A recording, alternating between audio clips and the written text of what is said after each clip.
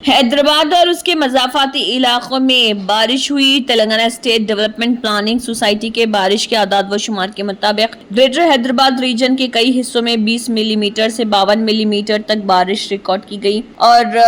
कौमी तातिल गुज़िश्ता रोज थी, जिसकी वजह से शहर की सड़कें मामूल से कम गाड़ियों की आमद व रफ्त देखी गई। ताहम कई मुकामात पर पानी जमा हो गया। हैदराबाद की अहम सड़कें एक बार फिर ज़ेर-ए-आब आ गईं, लेकिन चौक के ज्यादातर लोग बाहर नहीं निकले, इसलिए असरात महदूद रहे। बारिश की शिद्दत खास तौर पर मिर्चल मलकाजगिरी जिले में मरकूज नजर आई, जहां के कई इलाकों में औसतन से शदीद बारिश रिकॉर्ड की गई और जेडी मेटला में 52 मिलीमीटर, शाहपुर नगर में 48.5 मिलीमीटर, कुकटपली के राजीव गृहा कल्पा में 48.3 मिलीमीटर, कुतुबुल्लापुर गजला रामम में 46 मिलीमीटर, कुकटपली में 43.8 मिलीमीटर, कुतुबुल्लापुर के गायत्री नगर वार्ड ऑफिस में 41.3 मिलीमीटर, जबकि कुकटपली बस्ती दवाखाने के इलाके में 38.8 मिलीमीटर बारिश रिकॉर्ड की गई।